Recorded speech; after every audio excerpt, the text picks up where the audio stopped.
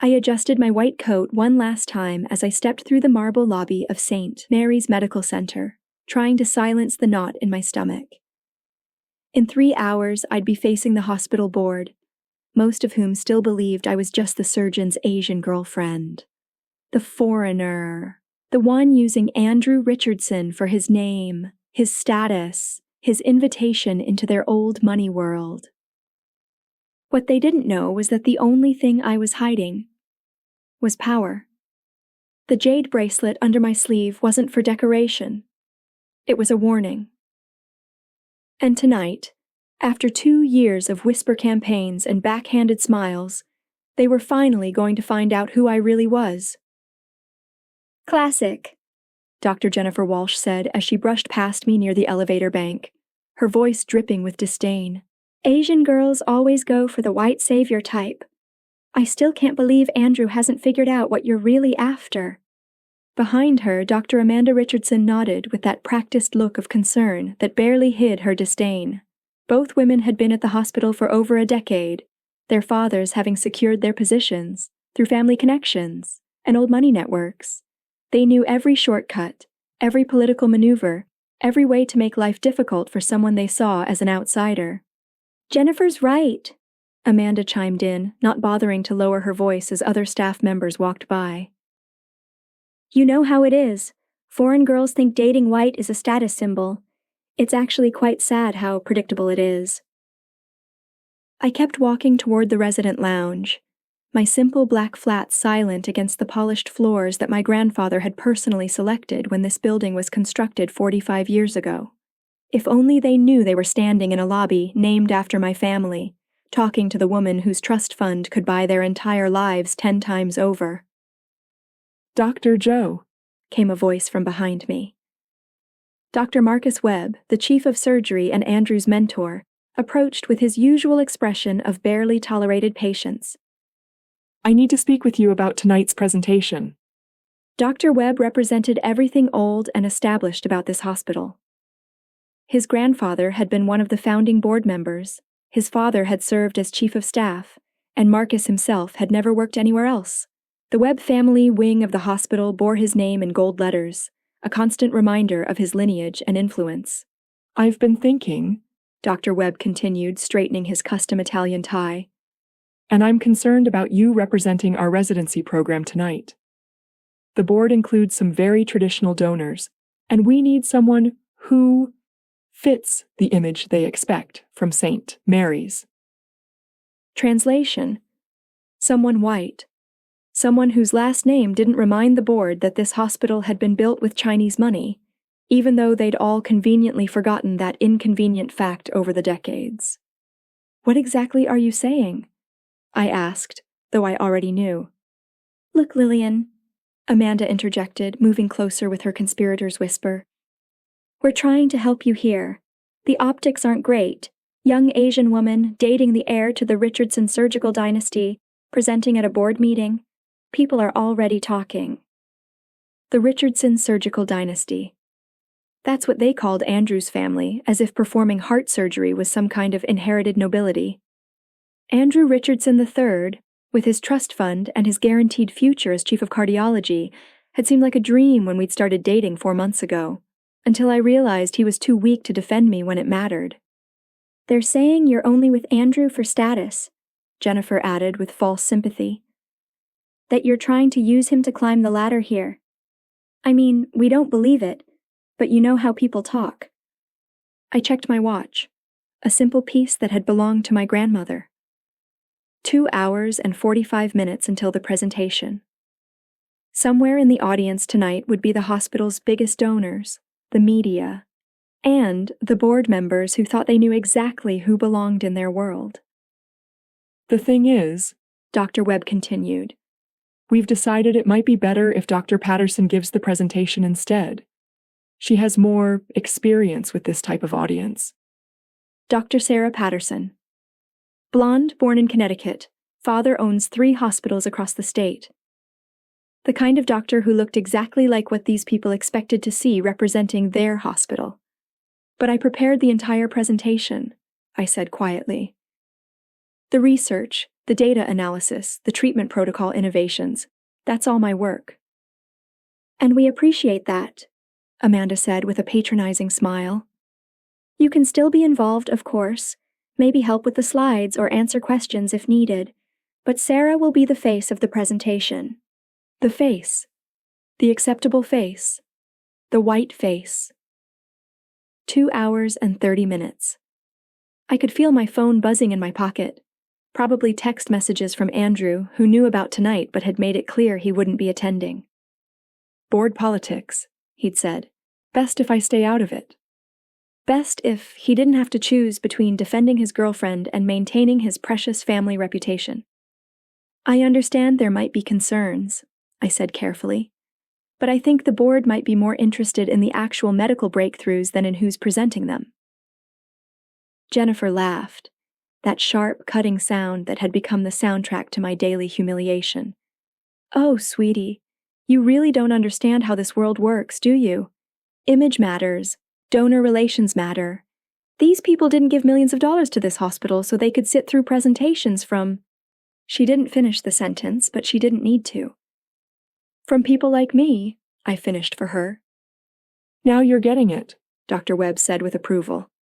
I'm glad we understand each other. Sarah will handle tonight and you can focus on your actual residency duties. Everyone wins. 2 hours and 15 minutes.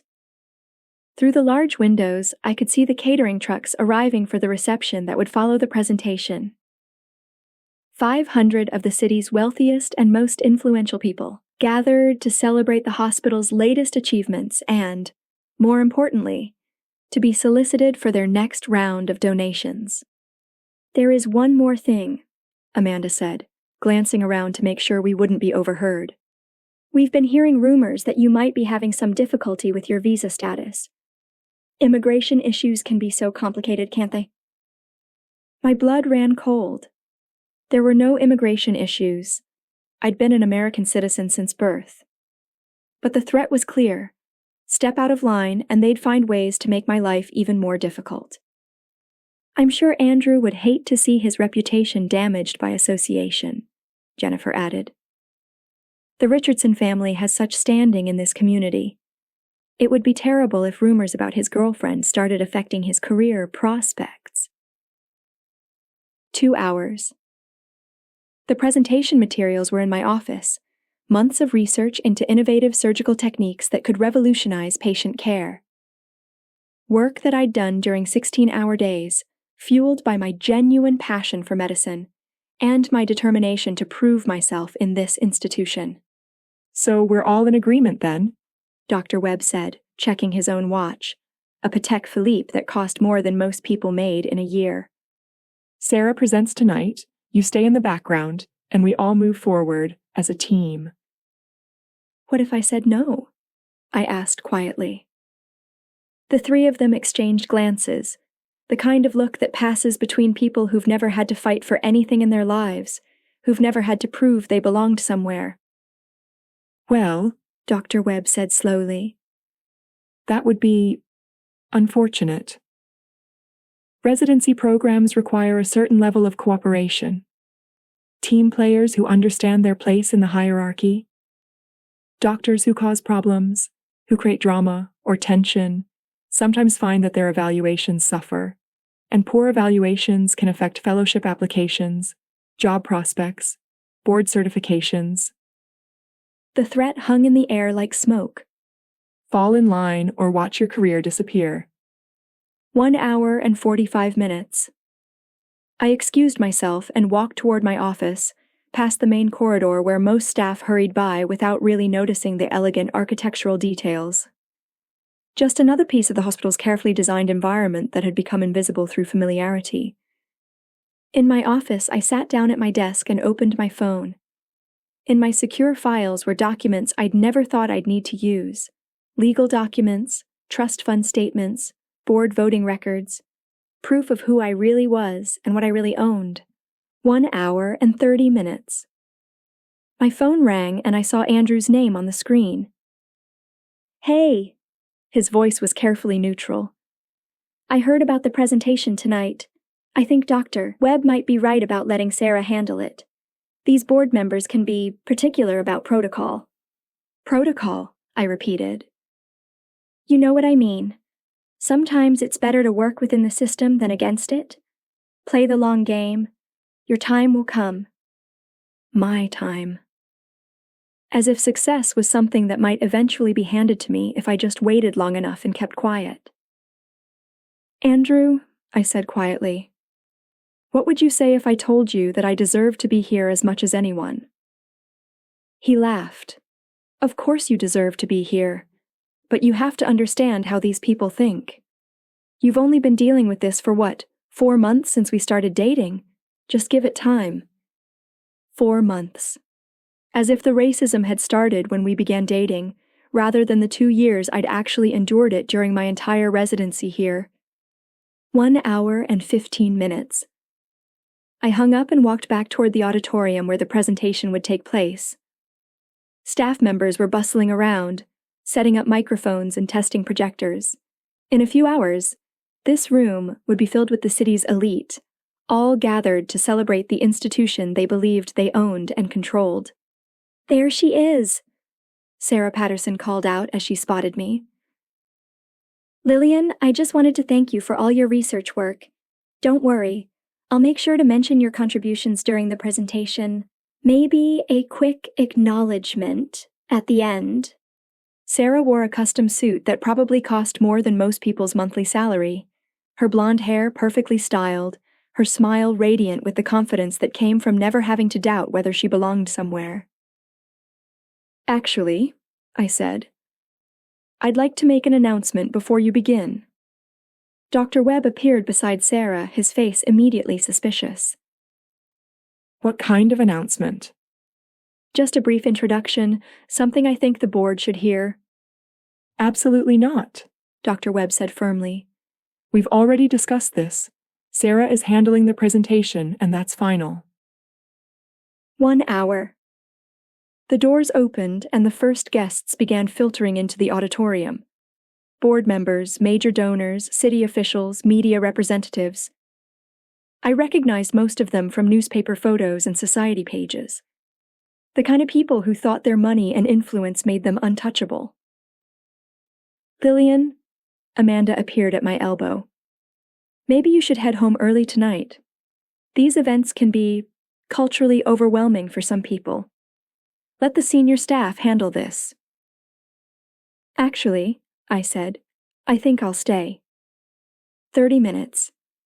The auditorium was nearly full now, and Sarah was backstage doing her final preparations. Dr. Webb was glad-handing with board members, introducing Sarah as our most promising young resident, and the future of Joe Memorial Medical Center. 15 minutes. I walked to the back of the auditorium and watched as the lights dimmed and Dr. Webb took the stage.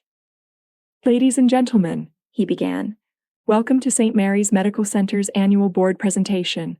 Tonight, we're proud to showcase the innovative work being done by our resident physicians.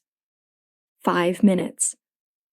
Sarah took the stage to polite applause, her presentation polished and professional. But as she began speaking about her research, about her innovative techniques, I felt something inside me snap. This was my work, my hospital, my family's legacy being stolen by people who saw me as nothing more than a diversity hire to be tolerated and controlled. 2 minutes. Sarah was midway through explaining a surgical technique I'd developed, calling it a breakthrough approach to cardiac repair, while the board members nodded appreciatively. I stood up and began walking toward the stage. 1 minute. Dr. Webb noticed me moving and tried to intercept me, but I was already climbing the stairs to the platform. Excuse me, I said, taking the microphone from Sarah's startled hands. I'm sorry to interrupt, but there's something you all need to hear.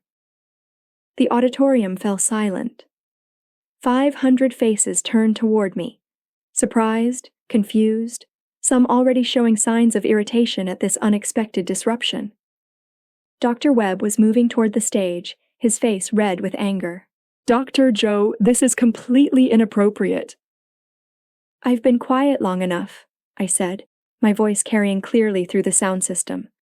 Let me tell you who really built this place. I reached into my jacket and pulled out my phone, opening the secure files I'd prepared for this moment. The original founding charter of St. Mary's Medical Center, signed by my grandfather and his partner 45 years ago. My name is Dr. Lillian Joe, I continued, and my grandfather, Dr. James Joe, co-founded this hospital in 1979. A murmur rippled through the audience. I could see board members pulling out phones, probably fact-checking what I was saying in real time. He provided 60% of the initial funding, designed the research protocols that made this institution famous, and established the endowments that still fund your salaries today. The murmur grew louder. I waited for it to quiet before continuing. More importantly, my family's trust fund currently holds controlling interest in this hospital, 62% to be exact. The silence that followed was deafening. Dr. Webb's face had gone completely white. Sarah stood frozen beside me, still holding her presentation materials. Which means that every person on this board, every department head, every administrator ultimately answers to me. In the third row, I could see Jennifer and Amanda staring at me with expressions of pure shock. For the past 2 years, I continued, letting my voice carry the weight of every slight, every dismissal, every racist comment. I've listened to colleagues question my qualifications, my motives, and my right to be here. I paused, thinking of my grandfather's gentle hands as he taught me about medicine, about service, about the responsibility that came with privilege. My grandfather believed that healing had no color, no nationality, no class.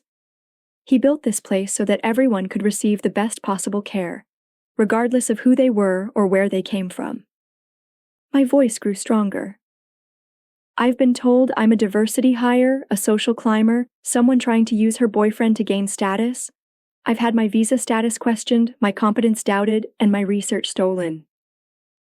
I swiped to another document on my phone, the trust fund statement showing assets worth over $10 billion.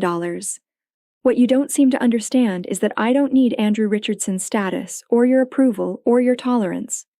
I looked out at the stunned faces, feeling my grandfather's presence with me, his quiet strength flowing through my words.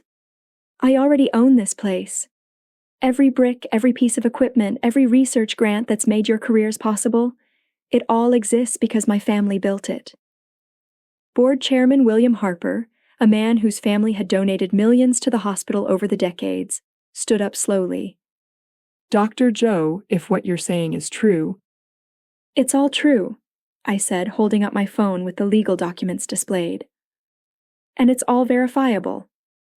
My family chose to remain anonymous donors for 45 years, using trusts and shell companies to maintain privacy. We believed that the work should speak for itself. That by staying in the background, we could let this institution thrive without the complications of family politics. I looked directly at Dr. Webb, whose career had been built on riding the coattails of this hospital's reputation. But it turns out that anonymity gets mistaken for weakness. Humility gets mistaken for inferiority. And quiet generosity gets mistaken for absence. Another board member, Mrs. Patricia Ashford, raised her hand tentatively. Dr. Joe, are you saying that your family has been funding this hospital without recognition all these years? My grandfather believed in the mission of healing, I replied. He didn't need his name on buildings or recognition at galas, but he also didn't expect that his granddaughter would be treated like an outsider in the institution he created. I turned to address the entire audience. So let me be very clear about a few things. First, the research being presented tonight, that's my work. Dr. Patterson had no involvement in developing these techniques, but she was chosen to present them because she fits the image this board expected. Sarah's face had gone pale, and she was slowly backing away from the microphone. Second, the board members who've spent the past 2 years trying to convince my boyfriend to leave me. You might want to reconsider that strategy, considering that your jobs depend on my family's continued support of this institution. Dr. Webb finally found his voice. Dr. Joe, I think there's been a misunderstanding. No misunderstanding, I cut him off. You've made your positions very clear. You see me as a threat to your vision of what this hospital should be. Someone who doesn't belong, who needs to be managed and controlled. I walked to the edge of the stage, looking out at the stunned faces in the audience. Here's what's going to happen. Effective immediately, I'm exercising my family's voting rights to make some changes to the board composition. Several current members have demonstrated that they don't share our values of inclusion, respect, and merit-based advancement. The auditorium erupted in whispers and shocked conversations. I could see people frantically making phone calls, probably to lawyers and financial advisors. Furthermore, I continued, this hospital will be implementing new policies regarding discrimination and harassment. Anyone who creates a hostile work environment based on race, nationality, or perceived immigration status will find their employment terminated immediately. I looked directly at Jennifer and Amanda, who were huddled together in apparent panic. And finally, I said, we'll be establishing a new research fellowship program, funded by my family's foundation, specifically for young doctors who face discrimination or barriers to advancement. Because talent and dedication shouldn't be overshadowed by prejudice and politics. Board Chairman Harper stood again. Dr. Zhou, I think I speak for all of us when I say we had no idea about your family's position with regard to this institution. If we had known... If you had known, you would have treated me differently, I finished for him, which is exactly the problem. My worth as a doctor, as a researcher, as a human being, shouldn't depend on who my grandfather was or how much money my family has. It should depend on my skills, my character, and my contributions. I gathered my documents and stepped back from the microphone. I'll be in my office tomorrow morning to discuss the transition of board leadership and the implementation of our new policies. Dr. Webb, your resignation letter should be on my desk by 8 a.m. Dr. Patterson. We'll need to discuss proper attribution for the research you just presented. The auditorium was in chaos now. Board members conferring urgently, staff members staring in shock, donors looking confused and concerned about their investments. As I walked off the stage, I passed Dr. Webb, who was standing frozen in disbelief. Dr. Zhou, he called after me. Surely we can discuss this privately. There's no need for such drastic measures. I turned back to face him one last time. Dr. Webb, for 2 years you've told me that I needed to understand my place in the hierarchy. Well, now you understand yours. The next morning, I arrived at the hospital to find 3 resignation letters on my desk and a line of board members waiting outside my office. The story had already hit the medical journals and local news. Hospital heiress reveals identity after years of discrimination was trending on social media, but the most satisfying moment came when Andrew finally called. Lillian? His voice was carefully contrite. I had no idea about your family's connection to the hospital. If I had known... If you had known, you would have defended me, I said quietly. But you didn't need to know about my money to know that I deserved basic respect and support from my partner. There was a long pause. Look, can we just talk about this? Maybe we could... Andrew, I cut him off with calm finality. You're interrupting me, and I'm not someone you interrupt anymore. I hung up and looked out my office window at the main corridor where my grandfather had once walked, envisioning a hospital that would serve everyone with dignity. He'd been right about a lot of things, but he'd underestimated how much some people needed to be reminded that respect isn't earned through silence, it's demanded through strength. 6 months later, St. Mary's Medical Center had transformed into exactly the kind of institution my grandfather had envisioned. Our new policies had attracted brilliant doctors from diverse backgrounds. Our research programs were breaking new ground, and our patient satisfaction scores had reached record highs. The doctors who had questioned my belonging were gone, replaced by physicians who understood that excellence came in many forms and colors. The board had been restructured to reflect the community we served, rather than just the old money families who had traditionally controlled it. And I had learned something my grandfather's humility had never taught him. That sometimes the most powerful thing you can do is remind people exactly who you are and what you're capable of. The girl who had been told she didn't belong had revealed that she owned the very place that tried to exclude her. The diversity hire had turned out to be the air. The woman dismissed as a social climber had been standing at the top of the mountain all along. True power, I learned, isn't about having money or influence. It's about using those tools to create the world you want to see, where talent is recognized regardless of the color of your skin, where respect is given based on character rather than connections, and where the next generation of healers can focus on saving lives instead of proving they deserve to be there. My grandfather had built this hospital with the quiet hope that it would serve others. I had claimed it with the loud declaration that it would serve everyone. And in the end, they didn't just remember my name, they answered to it.